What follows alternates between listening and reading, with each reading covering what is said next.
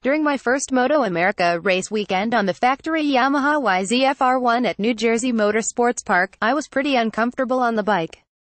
I didn't have any feeling for the rear tire. I couldn't tell when it was sliding. As soon as I got to full lean in a corner and wanted to touch the throttle, I started having big problems. There was a fine line between being comfortable and the bike trying to spit me off. When you feel uncomfortable in certain places on the track, you either push really hard in other spots and make mistakes or, in my case, lose the motivation to push hard. I was definitely on the edge. I never like to think about crashing, but as a replacement rider for Cameron Beaubier, I didn't want to tear up any bikes. Leaving Jersey, I was pretty down. For the second event at Barber Motorsports Park, I wanted to stay positive, fix the problem, and have a good weekend. Between races, Attack Performance sent Yamaha a set of the foot peg assemblies that we had used on the Mean Motorsports R1. Using those measurements, Yamaha made new rusets that were 21 mm lower than what they had been running with Cam.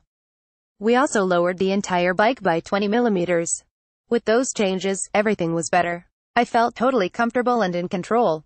I could drive off corners and point the bike where I wanted to go using the rear tire. Cam had tried lowering the bike too, but he didn't like it because the bike didn't change directions as fast. The bike was slower changing directions, but the most important thing for me is a good all-around feeling.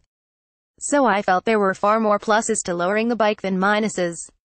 Cam was interested in the changes we made, and Josh Hayes actually raced with the same rusets. I was happy to see that because it was something I brought to the table. During the past couple of years that I've been riding on my own, I've learned how to set up a bike. I believe in myself, and I think I can set up a bike as well as anyone else. Telling the team that I was uncomfortable on the bike, and the ideas that I brought to the table, plus checking the measurements on the Mean bike, made them want to try some different things. It was a good test for me to see if I could improve some things in just one race weekend. I believe I should have had pole position on Saturday. I was 0.8 off pole, but I had big problem with another rider trying to get a tow. I was trying to let him go, but then he stopped on the track and wanted to follow me. That got in my head. I let the qualifying tire get cold and made a lot of mistakes. I didn't think I would even be in the top 5, so I was surprised when I found out that I was third. Thank you to the entire Yamaha factory racing team for allowing me to race this amazing R1 the past 2 weekends. It was very special to work with the same amazing crew that I won the 2013 Superbike Championship with. We finished P2 in Race 1 and Race 2 was red flagged because of rain while I was in the lead.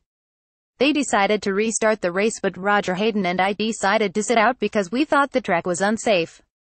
It was a difficult thing to do, but our safety is most important. Cheers to an awesome 2017 MotoAmerica Championship and congratulations to all of the champions. A post shared by Josh Herrin at Josh_Herrin on September 18, 2017 at 4:29 p.m. PDT in the first race on Saturday. I was so pumped to be feeling good on the bike. I wasn't getting tired, the bike was working with me instead of against me. I was able to ride the entire race without thinking about saving energy or the tire. I could just go. The 2 restarts, 3 starts in total, were the hardest thing for me. I had to keep getting around Tony Elias. That guy is like trying to pass 4 bikes wide. He's fast and really good on the brakes.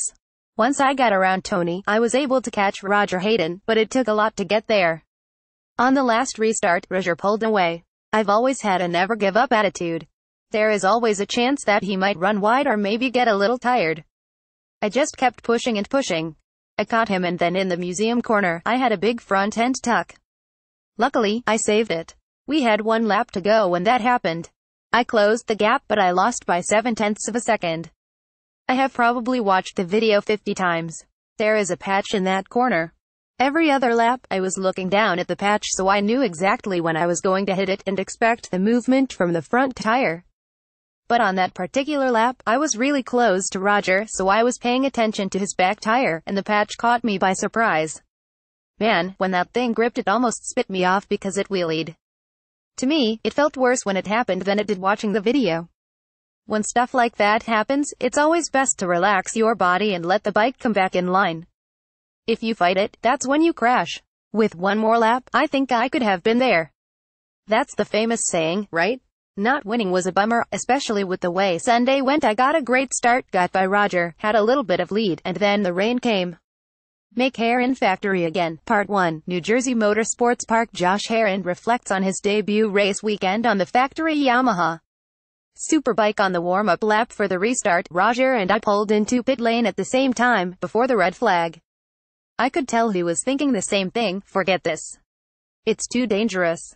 There are sealer strips everywhere, and I can't see them because of the tire spray. Heavy rain is coming down. If you run off the track across the wet grass, the walls are really close. Matthew's Jolts crashed, and I told Roger, I'm not riding until it dries out. He agreed. I told the team, I'll go out for the restart, do the parade lap, look at the track, and if I think it's still bad, I'm going to pull in. I looked at it and still had the same feeling, so I came in after the second lap right before the restart and sat out the race.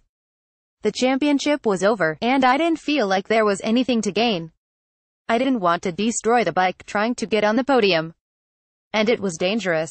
Those situations are tough. There is never a right answer. The team was fine with my decision. Yamaha's Keith McCarty told me, do what you think is right. Nobody is going to judge you. I was happy to hear that because I didn't want to be the bad guy for sitting out, but I also wanted to look out for everybody's safety. I want to be able to train hard this winter and race next year. I won't look back on that decision with regret. I think I did really well on the factory bike. It's an R1, of course, but it was still a new bike to me. Winning the race on Saturday would have been the only way. The experience could have gone better. I had the pace, and I made the passes. If anybody had any doubts, I think I proved them wrong, so it will really be a bummer if we don't get something good next year. With the right program, I can win the championship.